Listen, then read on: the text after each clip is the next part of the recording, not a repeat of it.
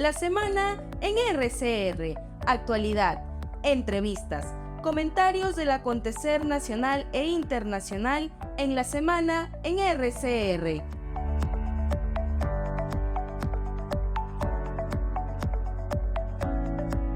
Seguimos en la semana a través de RCR, Red de Comunicación Regional. Estamos transmitiendo directamente en nuestra central informativa, plataforma principal.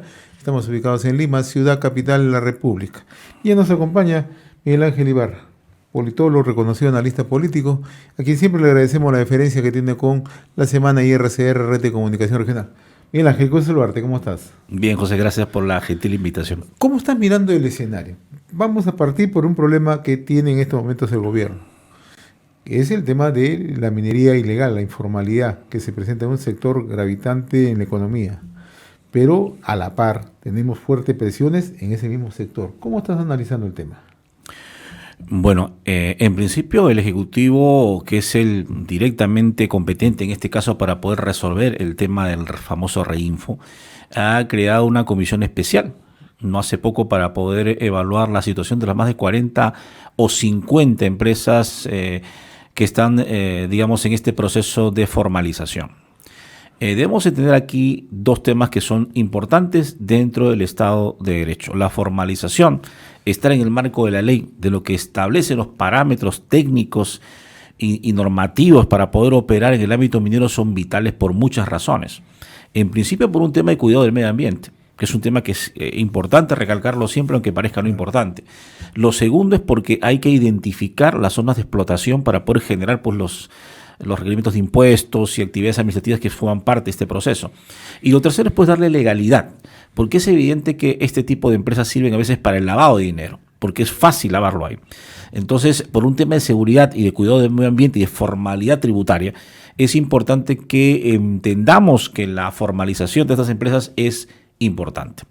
Por otra parte, está el tema político y social, es decir, que de alguna u otra manera esto genera puestos de empleo, mejores condiciones de vida en los centros poblados donde se encuentran, en las localidades, y eso genera pues una movilidad de la economía y genera incentivo y ganancia. Por eso es que la gente a veces está a favor de este tipo de empresas, porque se emplea.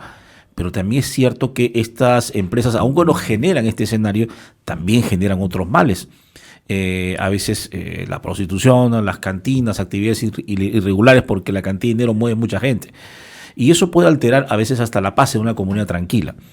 Y eso es producto de preocupación del Estado, sí, porque el Estado está para salvaguardar la seguridad de la población, para promover la inversión también es cierto, pero para darle seguridad a todos los ciudadanos. Yo creo que debemos de partir por ese principio básico del Estado de Derecho de respetar las normas que el Estado impone, sin desconocer la importancia de generar nuevas formas de empleo o de trabajo, ¿no? Y yo creo que en ese sentido hay que dejar que el Ejecutivo establezca cuáles son los parámetros para poder formalizarse, ¿no? Porque tiene entendido que de las 40 o 50, la mayoría, casi el 90%, cumpliría con los requisitos. La formalización ampliada, que si se quiere decir así. Y el resto sí tendría pues que adecuarse, ¿no? Ahora, hay un elemento de presión que gravita en todos estos temas, ¿no? En lo que se refiere a la minería ilegal, ¿no?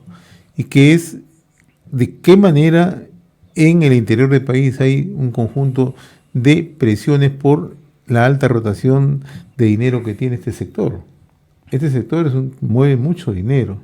Entonces este sector tiene un elemento de presión en el Congreso de la República, tiene un elemento de presión en las calles, tiene un elemento también de presión en los gobiernos regionales. Eso no podemos un poco obviarlo.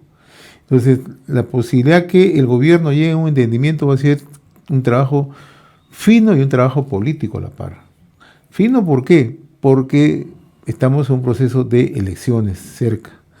Y aquí todo el mundo dice, hay gran cantidad de personas que se mueven en torno a la minería ilegal, afecta a familias, afecta. Pero tú lo acabas de señalar, el principio de legalidad es fundamental en un país. Pero el otro aspecto es cómo es que ellos en una plena campaña política van a tener la posibilidad, la capacidad de presión. Bueno, en principio el tema sea politizado, porque se busca que la resolución del problema no sea técnica, sino política. Y el político está pensando a veces más en cuántos votos va a sacar o cuántos réditos, que en cuánto bien le hace el Estado de Derecho o la democracia en nuestro país. Todo he dicho dos temas muy importantes. En principio, la actividad minera informal facilite el lavado de dinero. Eso tenemos que tenerlo bien en claro. ¿Ok? El reciente enfrentamiento o asesinato de una minera hace poco, producto de dos bandas organizadas que se enfrentaron por el poder de la mina, refleja esa inseguridad y ese escenario real como el que tenemos que ver. El narcotráfico ha encontrado una mejor forma de explotar y ganar dinero, y ya no con la coca, sino con la explotación del oro ilegal, que es mucho más rentable y más fácil de lavar. Entonces, involucrarse en ese negocio, y tiene menos riesgo. La penalización es menor, La ¿no? penalización es menor, o sea, para alguien dedicado al narcotráfico es mucho mejor dedicarse a la minería informal, que es más rentable, que tiene menos riesgo jurídico, que tiene menos penalidad de cárcel, que dedicarse a una actividad que está totalmente regulada y fiscalizada por el Estado. Eso es en principio. Entonces, estas marchas que han habido, si tú te habrás percatado, en todo el sur del país y hasta Lima, han tenido un financiamiento. Claro. Todo eso hay que tenerlo bien claro, la población tiene que tenerlo, ha sido financiado. ¿De dónde ha salido ese financiamiento? Evidentemente de todas las personas que se dedican a esta actividad ilegal. Ahora, ¿está mal que defiendan su forma de trabajo? No está mal, porque el Perú, pues la mayor parte de los comerciantes son informales, hay que ser real. Pero lo real también es que ellos tienen que ajustarse a ciertas condiciones legales para poder operar. Y es aquí donde el tema político fluye, ¿no? Entonces los políticos empiezan a decir, bueno, si en todo el sur tengo esta demanda y en parte del norte me interesan esos votos, pero también me interesa ese dinero, porque va a ayudarme a financiar la campaña, a acrecentar bases y todo lo demás, ¿no? Tú has puesto un tema sobre la mesa muy interesante, ¿no? Todos piensan ya no en el corto plazo, sino en lo inmediato. O sea, ¿quién financia mi campaña? Y entonces hoy con la nueva legislación que tenemos hemos dejado la puerta abierta para que la plata entre, plata fresca. Entonces ahí tenemos un problema grave. Entonces cuando uno empieza a echarle una mirada a lo que ocurre en el interior del país, quiénes están detrás de estas movilizaciones, sabemos que muchos de ellos ya tienen aspiraciones políticas. Muchas de estas personas van a ser candidatos en su distrito, van a ser candidatos en las regiones, o están pensando en ser consejeros, están pensando en ser regidores, etcétera, etcétera. Eso es en el plano de gobiernos nacionales, subnacionales. Pero en el plano nacional muchos están pensando, estos me van a financiar mi campaña. Esa es la realidad de las cosas. Entonces, por eso te decía hace un rato, qué tan difícil va a ser para el gobierno manejar este tema en plena campaña política. El gobierno está, yo entiendo, va a entrar en campaña en unos meses, porque recuerda que hay ministros que van a postular a ser senadores, ¿no? El ministro de Salud es uno de ellos, el premier es otro de ellos, el ministro de Educación, el ministro de Educación, Norma Alquero, también. O sea, hay gente que en el camino va a ir saliendo para poderse presentar como candidato. Entonces, eso nos pone en alerta por los escenarios, ¿no? ¿A estas personas les conviene tener votos y financiamiento de campaña? Por supuesto que sí. Entonces, eso pone en riesgo o compromete a la propia presidenta en futuros escenarios políticos en los cuales, de una u otra manera, se use dinero de la minería ilegal para poder financiar campañas. Y es un tema muy complicado. Entonces, pero nos enfrentamos a un parlamento que por lo visto también tendrá vinculaciones directas con la minería ilegal. Entonces, en esos dos escenarios, la democracia peruana entra en riesgo, ¿no?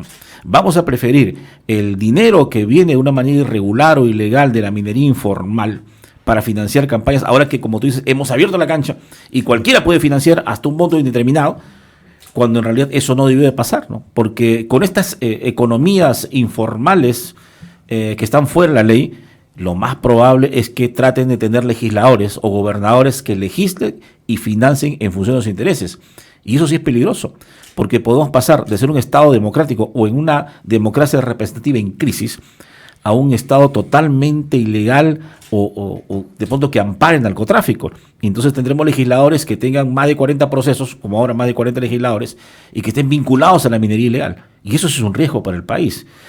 Todo lo que hemos construido en 30 años, con una democracia como la que tengamos, que no es perfecta, es cierto, con partidos débiles, casi que han desaparecido, porque no tenemos partidos fuertes, también hay que decirlo claro, y con un sistema, digamos, de justicia que genera impunidad más que legalidad, hace pues que la población rechace, y ahí aparecen pues los outsiders, ¿no?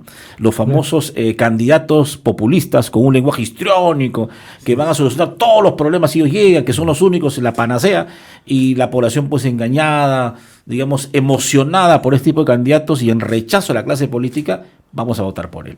Y lo complicado es que este candidato podría ser financiado por gente como esta, ¿no? Y ahora en el Perú no podemos alejarnos de la realidad. Por el caso muy puntual, Madre de Dios. Madre de Dios en los últimos 3 o 4 gobiernos regionales, de una otra manera, ha tenido bastante participación de estas economías ilegales, con sus frentes de defensa, con sus movimientos. Entonces, es una prueba que ya no solamente asumen el tema del negocio ilegal como tal, que es la minería ilegal, sino también el control territorial y el control político, que es otro de los graves riesgos que se tienen. Antes eso se asumía solamente en el narcotráfico. Veíamos lo que ocurría en México, veíamos lo que ocurría en Colombia. Lo de Pablo Escobar, lo conocemos muchos, o lo que está ocurriendo en México. Pero y ahora, recientemente, eso está ocurriendo en Ecuador. Control político, control económico. ¿Con qué? Con economías ilegales. Entonces, ese es el gran riesgo, además, de tener más de 40 partidos en la lista política, ¿no? Yo creo que tú has dicho algo muy importante, José. Las democracias se debilitan cuando existe una multiplicidad de gente que participa sin un norte muy bien decidido, sin una propuesta política concreta, ¿no? Hemos pasado de los partidos de ideologías, como eran los 80, los 70, claro, ¿recuerdas? Entre el APRA, las izquierdas, la Acción Popular, que tenían claro cuál es el norte, si se quiere, político para el país. Y haciendo política, hacían política. Y hemos pasado los 90 hacia ya no partido, sino el antipartido, ¿no? El antipolítico, el tecnócrata. El independentismo, el independiente, ¿no? Claro. El que no tiene nada que ver con la política, pero hace política. La mentira más grande, porque todo aquel que se involucra en un acto público hace política. Entonces, en ese escenario los partidos se han debilitado porque a alguien le convenía que se debilitaran. Y esos populismos han generado el parlamento que tenemos hoy. Y tenemos un parlamento que hace 20 años está en crisis permanente, ¿no? Entonces, eso sí nos llama a la reflexión porque el Parlamento, señores, es producto de una elección democrática en la cual participan partidos políticos que no han tenido la suficiente fortaleza para ser los articuladores de las demandas de los ciudadanos. Los ciudadanos tienen un profundo rechazo por los partidos actualmente, porque los propios candidatos que han elegido para ser legisladores de alguna u otra manera no han logrado generar pues, esos consensos y catalizar esas demandas. Es más, tenemos, digamos, candidatos o legisladores que no conocen muy bien el tema parlamentario, que no conocen los procedimientos, que no han generado una legislación que de alguna u otra manera debería de haber generado una mejora en la calidad legislativa o solucionar problemas. No hemos tenido, por ejemplo, una reforma en el sistema de justicia. El Congreso debió iniciar una reforma del sistema de justicia, no solamente modificando el Código Penal o permitiendo que, por ejemplo, para allanar una vivienda por el fiscal tenga que estar presente el abogado y si no estando la allano.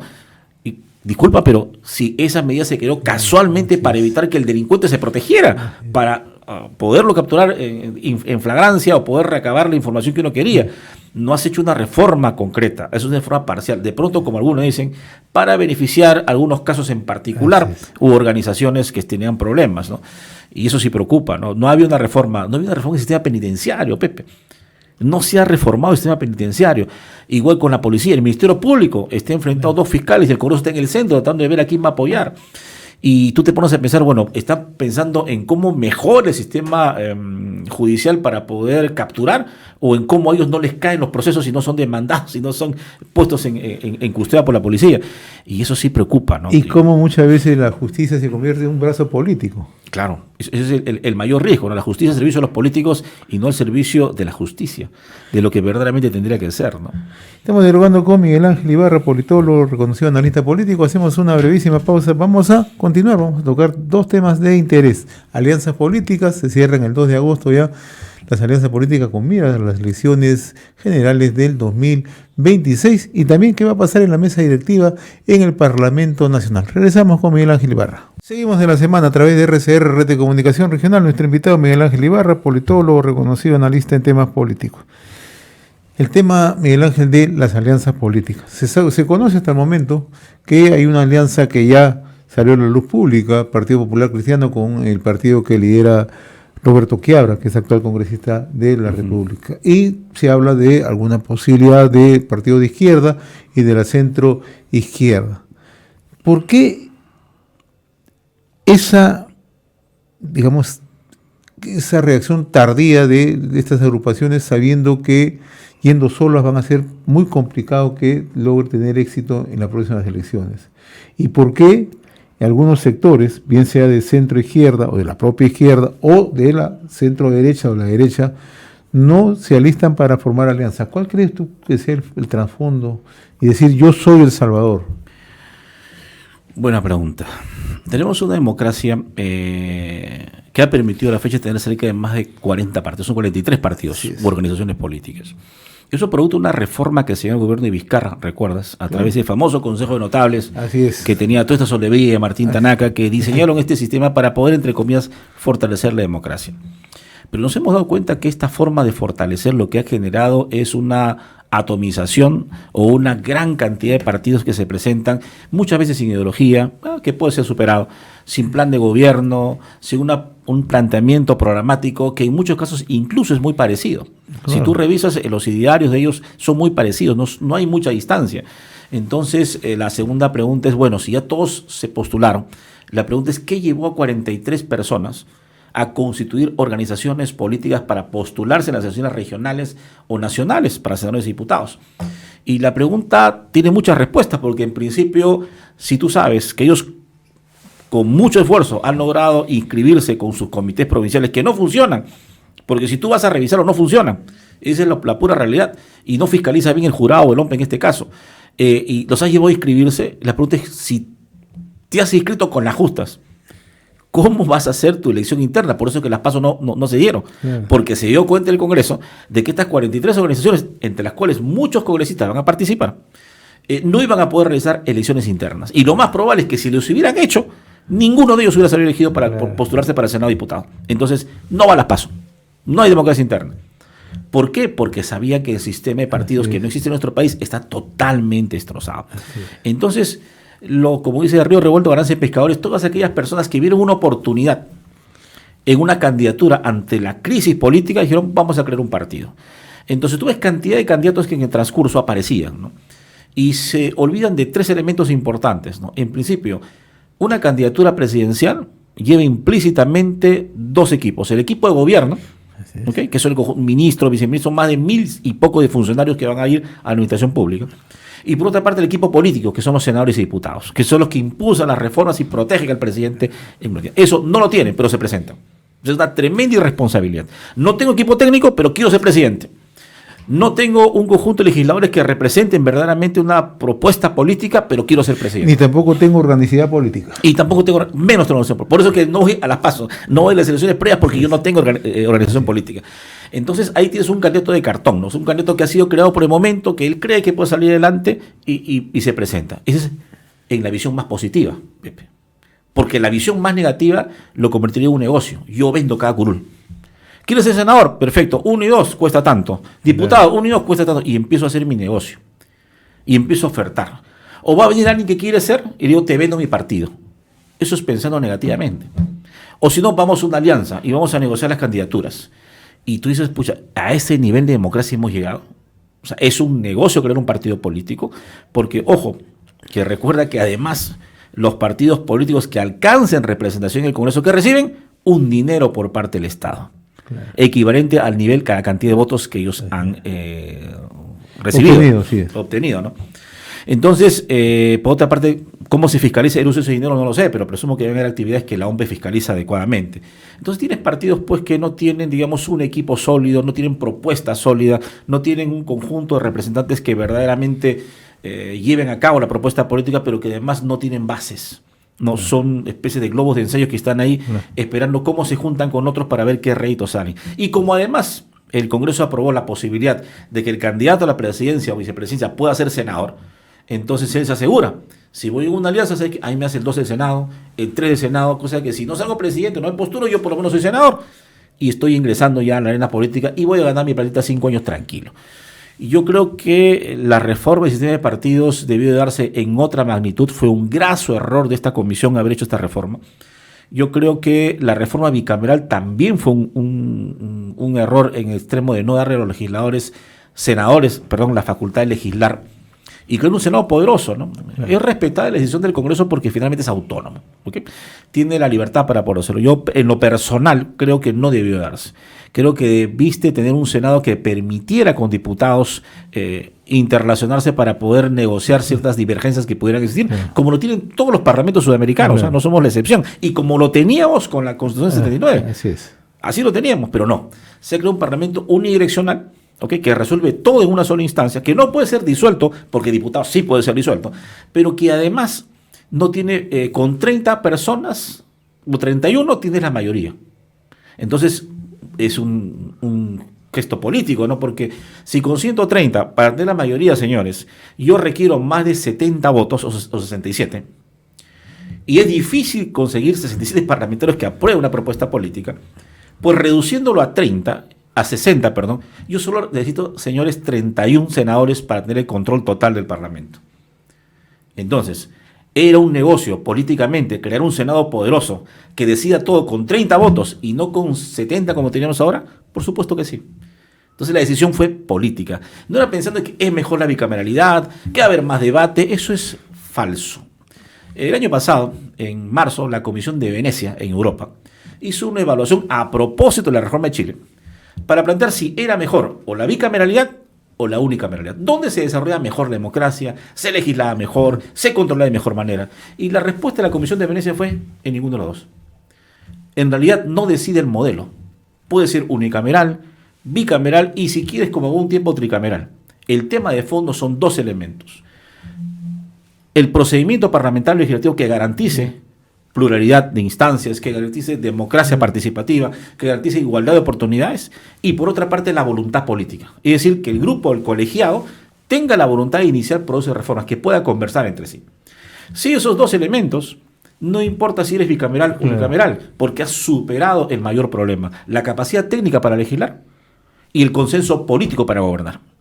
Pero cuando tú no tienes esos dos, no importa si tienes el mejor reglamento del mundo, la mejor constitución de todo Sudamérica, porque en realidad si no hay esos dos elementos difícilmente vas a poder avanzar, y yo creo que es el ejemplo, ¿no? Y si no tienes calidad de representantes, peor todavía, ¿no? O sea, la situación se agudiza. Y suena de pronto poco democrático decir que necesitamos un parlamento con legisladores que tengan experiencia y formación universitaria.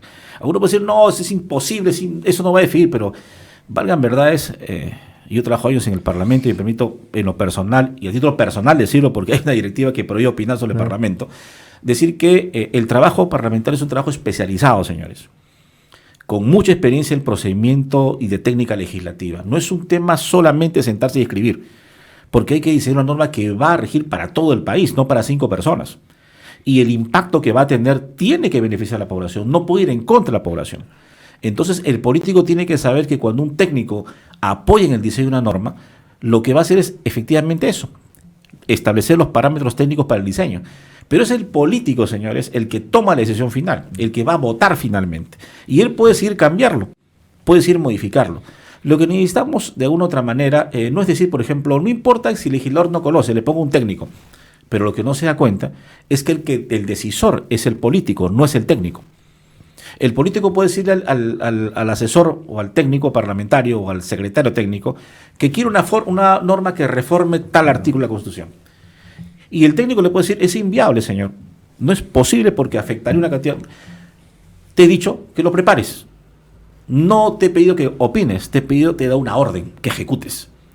Entonces a veces, y dependiendo del tipo de profesional, el profesional hace ese encargo. Y eso pasa usualmente en los despachos, ¿no? Porque recuerda que el congresista lleva a sus jefes de campaña, a su entorno político al despacho.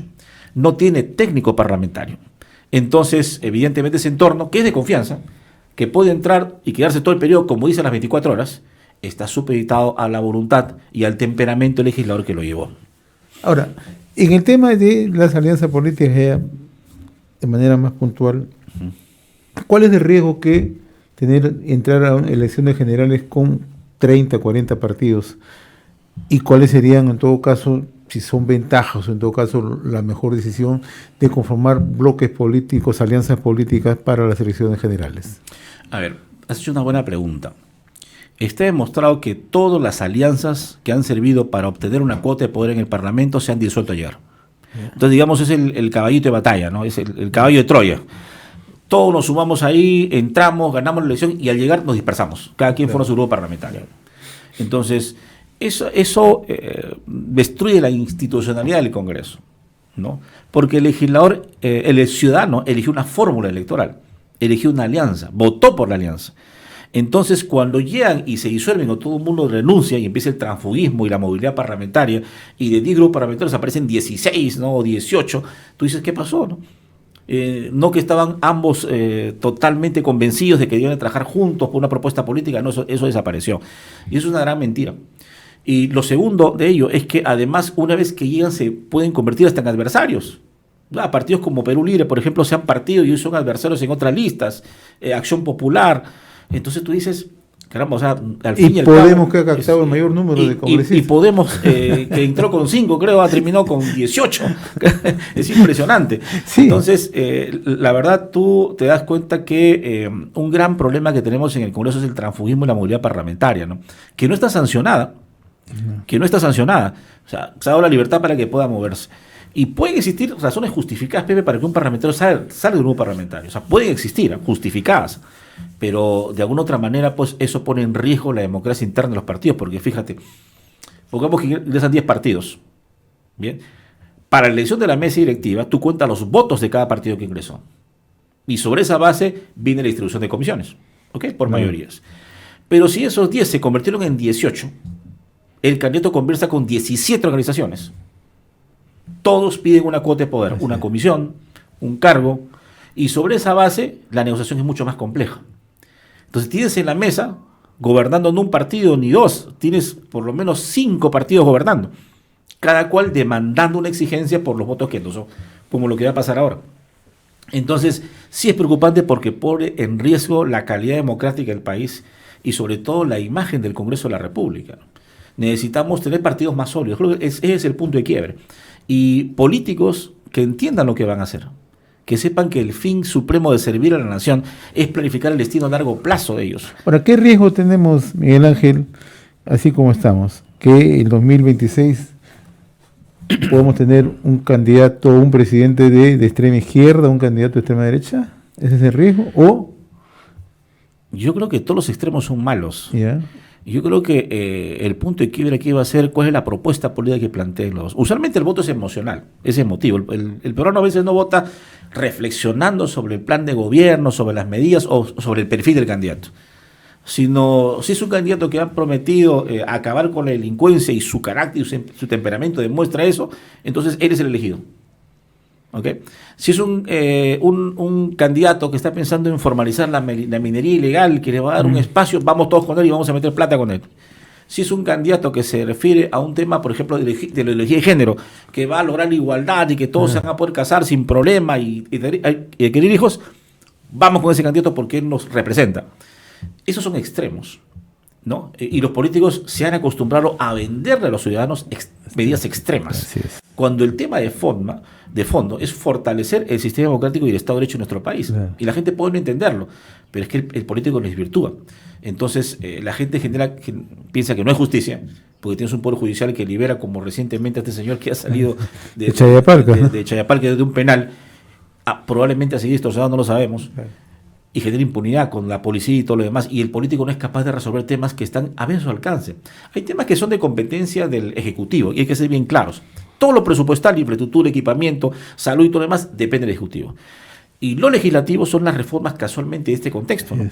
Que no se dan a veces, y que sí generan suspicacia en la población.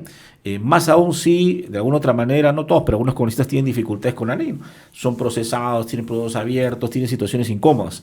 Y eso hace que la población, pues, digamos, genere, pues, malestar y suspicacias y está esperando un salvador.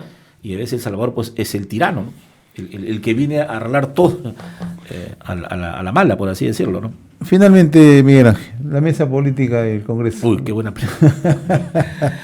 Bueno, este 26 es la elección de la mesa. El reglamento establece que hasta el día 25 o 24 horas antes se presentan las listas.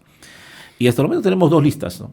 La lista que encabeza José Cueto Acerbi, quien ha generado una especie de consenso con grupos políticos, y la mesa que está, o la lista liderada por José Gerí. Bien. 2 puntos extremos, fíjate tú. Y anuncia a la izquierda con Esdras Medina que van a presentar una tercera lista. Claro. Entonces aquí hay que evaluarlo, por una parte como gestión, y por otra parte como actividad política, ¿no? Y hay que cumplir esos 2 requisitos. Entonces, un presidente del Congreso es de per se una persona pública más que un congresista para muchos temas de decisiones políticas. Tiene que ser un político, una persona que tenga experiencia política, capacidad de manejo, de diálogo y de consenso. Si pones un presidente que es extremadamente duro o muy radical, lo que generas es conflicto entre las bancadas. Y el presidente, como tú sabes, en la mesa, dirige la sesión del pleno y evita que se generen conflictos o enfrentamientos. Su misión no es involucrarse en lo que alguien diga, sino establecer una medida para dirigir la mesa. Entonces es un presidente que sea político, que se genere consensos, que se lleve bien. Y lo otro es que tenga capacidad de gestión. Porque eso último es lo que se le ha criticado a la mayoría de los presidentes, porque no lograban hacer reformas importantes en el Congreso. No tienes un servicio parlamentario fuerte, no se aplica el estatuto parlamentario, está suspendido. Hay compras que están siendo cuestionadas. Se viene un sistema bicameral que va a contratar más personal del que existe. Hay cantidad de comisiones ordinarias que existen a la fecha que no cumplen una función totalmente, digamos, a cabalidad, por así decirlo. Tienes más comisiones especiales y comisiones ordinarias que generan presupuesto, porque hay que contratar secretarios técnicos para ahí. Y eso genera, pues, digamos, de otra manera una especie de desorden, ¿no? Versus la elección. Si tú dices, si tienes un bloque como el de José Gerí, que tiene a Fuerza Popular, que tiene, ¿cómo se llama? Creo que Avanza País, que tiene a Perú Libre, que tiene todo un bloque cerrado, que se ha reelegido en todos los periodos. Ese bloque de todos los periodos hay que entenderlo. Ha votado cerrado. Y tú te presentas una lista de cueto, y finalmente sale Esdras Medina y dice, vamos a armar otra lista. Lo que estás haciendo es partir la lista de oposición a la mesa que toda la vida ha salido. Entonces yo creo que hay una falta de diálogo político entre un candidato y otro. O artimaña política. O artimaña política que le hace un favor a un candidato que pudiera salir, ¿no? Esa es más o menos la situación actual. Muy bien, Miguel Ángel, yo te agradezco como siempre la gentileza y la generosidad que tienes con RCR. Muy amable, gracias. Gracias. Hemos presentado La Semana en RCR.